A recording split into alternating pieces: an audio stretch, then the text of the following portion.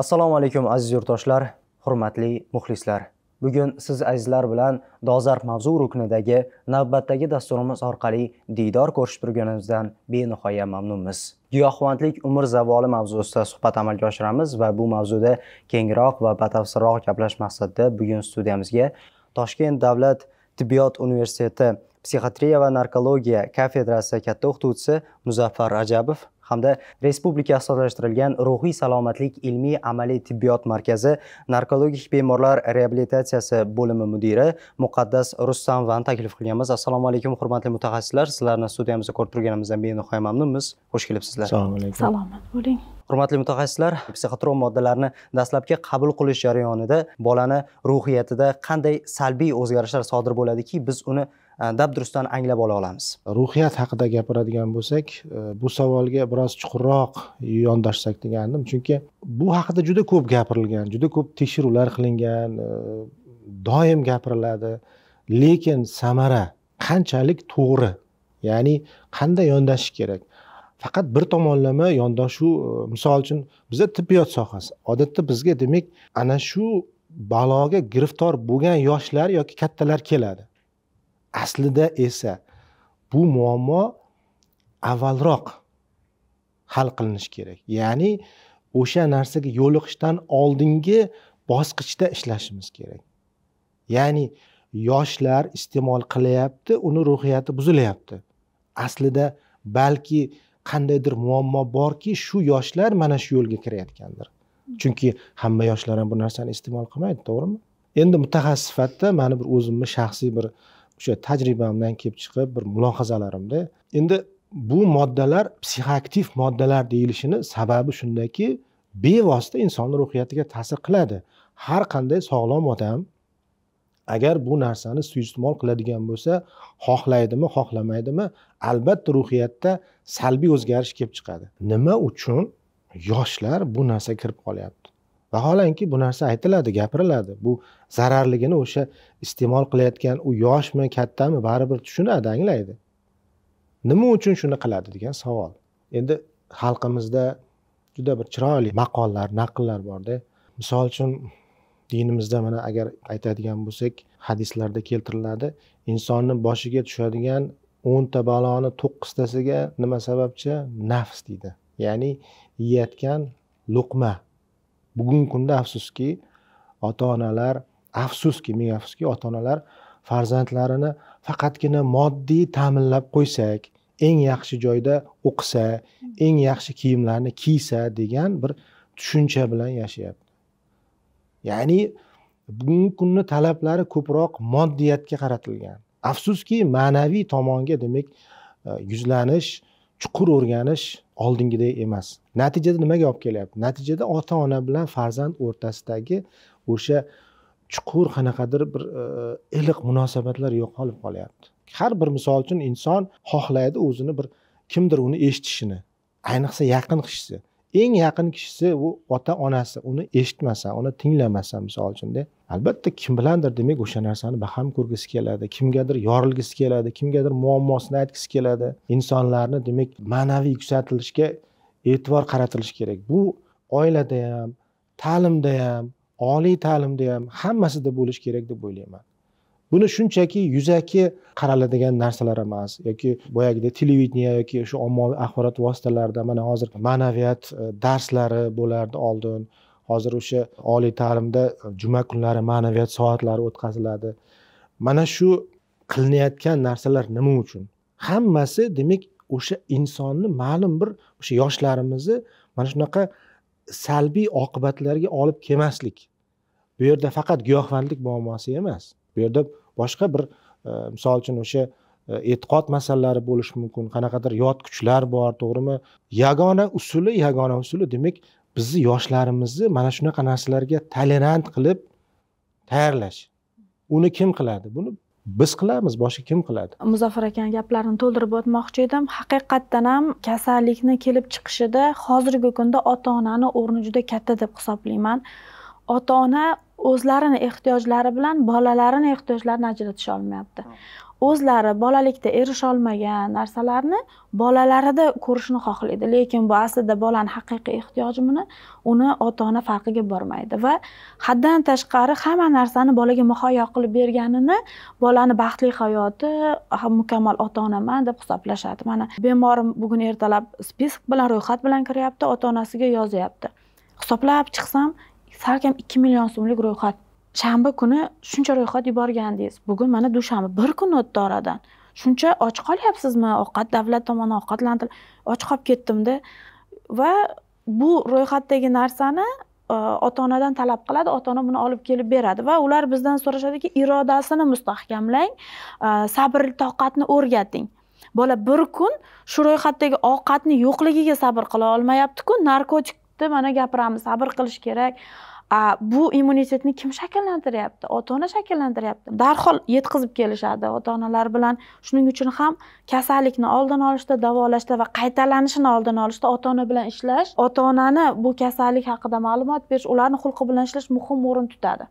Shu joyda bir savol bermoqchi edim. Umuman bu kasallikda urchib borishda yoki bo'lmasam avj olishida ota-onalarda ham ma'lum bir miqdorda roli bo'lsa kerak degan tushunchaga ega bo'ldimki, ya'ni qaysi ma'noda? Misol uchun kasallik paydo bo'lishi bilan ayrim bir ota-onalar cho'chishadiki, olib borsam reabilitatsiya xonalariga to'g'ridan-to'g'ri kirib borishadi yoki bo'lmasam bizning o'zbek millat mentalitetimizda, ya'ni o'zbek qadriyatlarida qanaqadir o'sha narkotik moddaga chalinib qolibdi deb odamlar orasida shov-shuv bo'lib ketadi. Keyin uning taqdiri qanaqa bo'ladi degan tushunchalar keng avj olib borganda, umuman bunday holatda ota-onalarga nima tavsiya bergan bo'lardingiz? Ota-onalarga birinchi navbatda tibbiy madaniyatni rivojlantirish kerak. Ular tushunishi kerak, bu qaramlik, kasallik. Bu shunchaki oddiy odat emas va bu qaramlik bo'lgani uchun, kasallik bo'lgani uchun davolash kerak. Va bu tana kasalligi deb ayta olmayman, bu ruh kasalligi.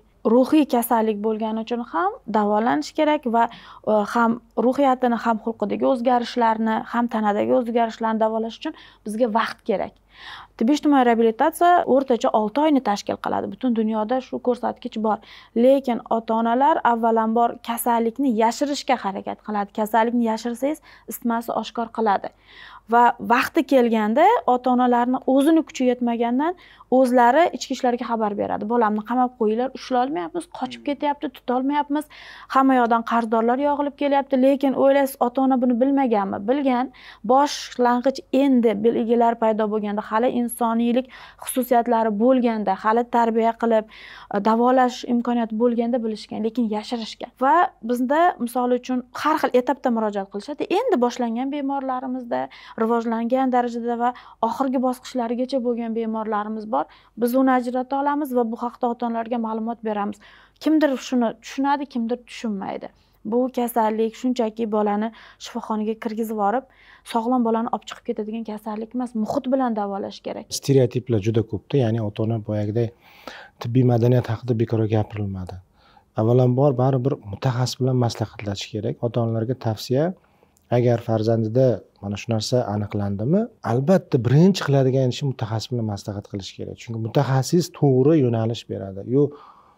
O'zboshimchalik bilan turli xil yo'llar qilish, o'sha kimdir qamab qo'yadi, kimdir toqqa olib chiqib ketaman deydi, kimdir chet davlatga olib ketaman deydi, yo uylantiraman, turli xil sabablarda.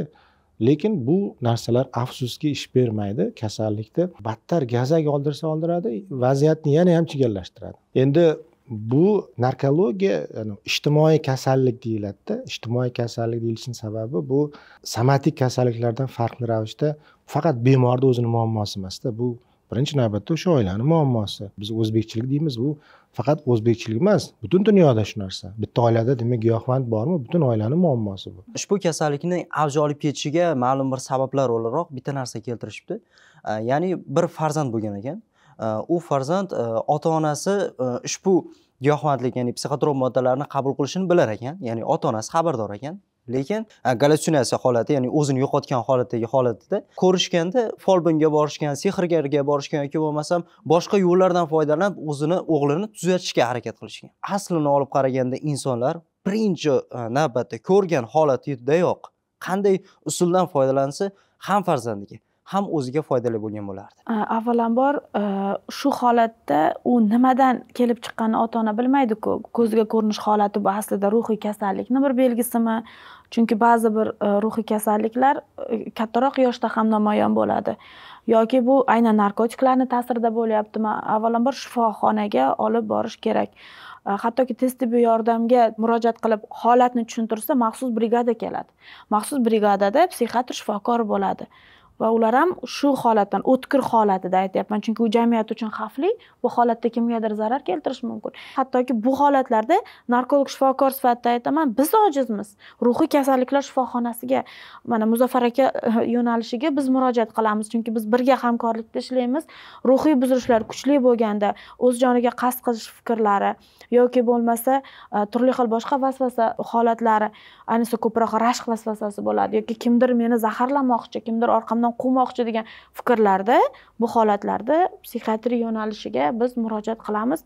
Tezroq olib borish kerak, qo'rqish kerak emas. Hech kim uni ro'yxatga olib qo'ymaydi va ular biz va sizlar beradigan dorilar xavfsizmi deb aytishadi. Bu savolda ham ko'p berishadi. U qabul qilib turgan narkotikdan xavfli emas, biz ayta olmaymiz. Hamma dorilarni o'ziga yarasha zararli ta'siri bor.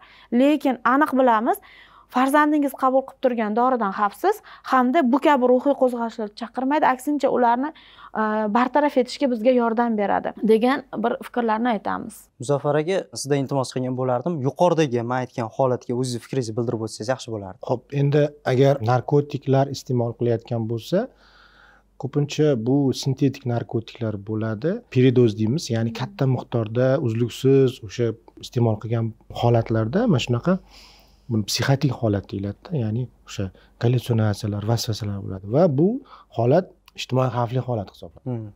Bu degani demak bemor yo o'zi uchun yo atrofdagilar uchun xavfli va bunday holatda bemor to'g'ridan to'g'ri statsionarga gospitalizatsiya qilishimiz kerak. Ya'ni uyda yo boshqa joyda qoldirish bu xavfli hisoblanadi. Bugungi kunda turli xil vaynlar yoki bo'lmasam turli xil ko'rinishdagi videolar tarqalyapti va ularda cheklov yo'q. Ya'ni xuddi shunaqa o'ziga qaram qiluvchi vositalar ochiqdan ochiq ko'rsatilishi yoki bo'lmasam qaysidir o'rinda targ'ib ma'nosidagi videolar ham ko'zga tashlanib turibdi. Nima deb o'ylaysizlar? Mana shu narsalarda tarqalib borishi, bu kabi videolar tarqalib borishi biz kabi yoshlar orasida xuddi shunaqa psixotrop moddalarni tarqalib borishiga turtki bo'lib qolmayaptimi? Shaxsiy fikrim, jamiyat rivojlanyapti, internet rivojlanyapti, axborot oqimi kirib kelyapti va biz o'ylaymanki, uni cheklash bu qiyin masala.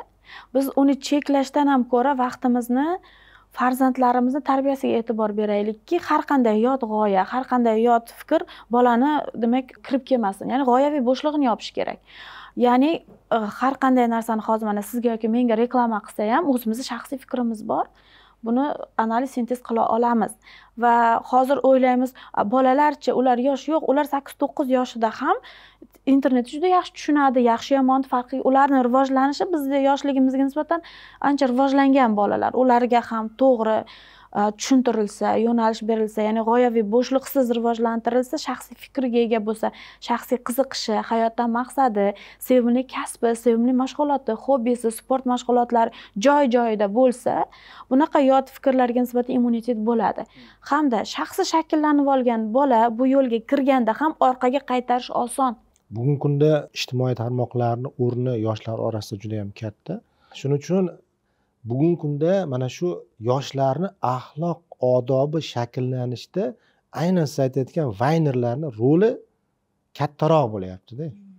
Va bu narsalarni o'sha qonun darajasida tartibga solinish kerak.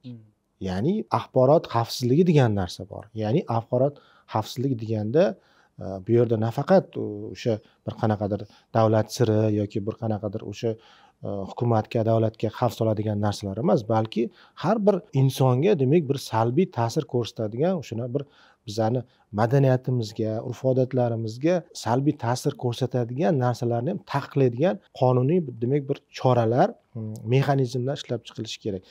Mana shu narsalarga bugungi kunda o'sha jamiyatni o'zi befarq bo'ladigan bo'lsa, demak biz shunga sherikmiz. Bugungi kunda holat kelib qolishimizda o'zimizni ham, ya'ni har birimizni ham o'zimizga yarasha aybimiz, hissamiz bor.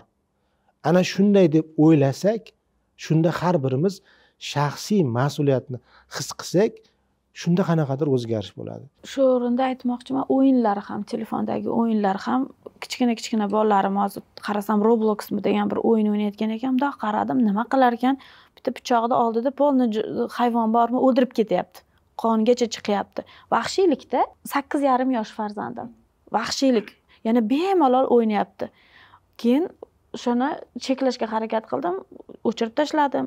Lekin bir pasdan keyin qarasam, qayta tortib olgan. Uni men uстановка qila olmasligim mumkin, lekin 8 yoshli farzandim yana qaytarib joyiga qo'yib qo'yib, yashirincha endi o'ynashga harakat qilyapti. Ya'ni uning uchun shu o'ldirish odatiy narsaday bo'lib qolyapti. Odatiy narsa bo'lib qolyapti. 8 yashar bolaga uchun bu fojia. Bu fojia. Ular uchun narkomaniya qo'rqinchli bo'lmaydi. Hozir masalan bizning vaqtimizda esa qo'rqar edik.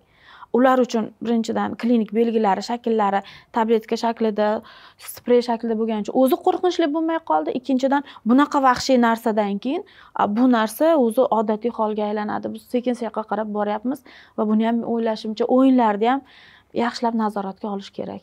Rahmat mutaxassislar, darhaqiqat juda ham to'g'ri ma'lumotlarni ta'kidlab o'tdingiz. Bugun ana shunday nazoratni nafaqat yurtimizda, balki o'z oilamizda qo'llasak, menimcha farzandlarimizni xuddi shu balolardan asragan bo'lamiz.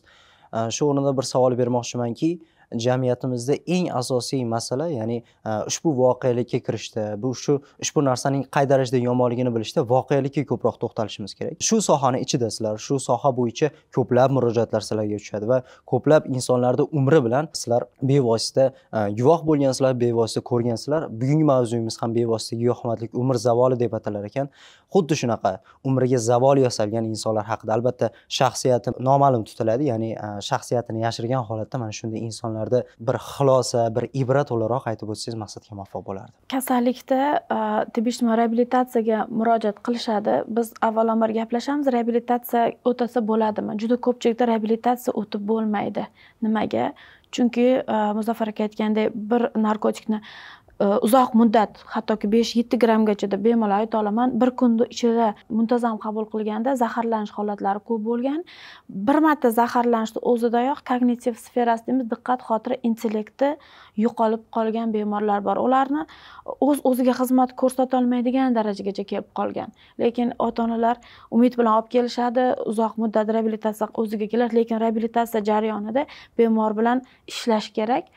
Va u inson bizni anglashga, fikrlarimizni fikrlashga qodir emas.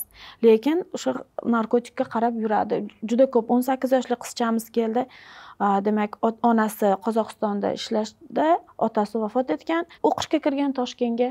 Nazoratsiz qolgan qizchamiz, kimlar tomonidan o'rgatilgan va u qizchani uzoq muddat narkotik qabul qildi deb ayta olmayman. Birinchi yoki ikkinchi qabulda o'zidanoq ko'p miqdorda berishgan. Qizcha 6 oy davomida bitta nuqtaga termilib demak yotgan. O'ziga kelgan xulqi shunchalar agressivniki, hattoki narsa bilan sizga tashlanishi ham mumkin. Bitta joyda o'tira olmaydi. Gapini ma'nosi yo'q. Ko'rinishidan juda ham chiroyli qiz. Viloyatlardan bizga video bilan murojaat qilishadi. Biz masofaviy davolash uchun konsultatsiya beramiz. 2000-yilgi qizimizni ayta olaman. U ham ko'p muddat qabul qilmagan.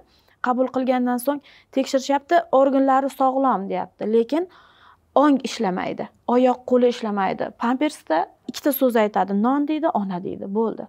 Shu darajada nogironlikka olib kelgan. Bu ya'ni uzoq muddat qabul qilib, qaramlik shakllanib, asorat berib, bu narsani hozir kutib o'tirishmayapti.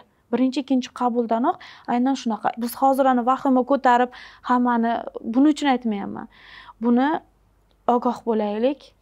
Bu meni oilamda bo'lmaydi, u kimdadir, qo'shnida bo'lsa kerak emas. Farzandimizga, xulqiga ko'proq e'tibor beraylik degan maqsadda aytdim. Afsuski, yoshlar o'rtasida bugungi kunda bu eng o'sha iste'mol qiladiganlarning orasi kontingent, xavfli guruh bu yoshlar bo'lib qolyapti-da. Bugungi kunda mana davlat strategiyasi ishlab chiqilgan, aynan mana shu narkotiklarga qarshi kurashish bo'yicha sog'liqni saqlash tizimi jalb qilingan, ommaviy axborot vositalari jalb qilingan, ichki ishlar, chegara qo'shinlari, tamojniya hammasi qilyapti. Lekin baribir mana shularga eng yaqin bu o'sha giyohvand moddani qabul qilayotgan o'sha insonlarning otasi bor, onasi bor, akasi, opasi, tog'asi, kursdoshi bor, sinfdoshi bor, ustozi bor. Bilmaslik iloji yo'q-da.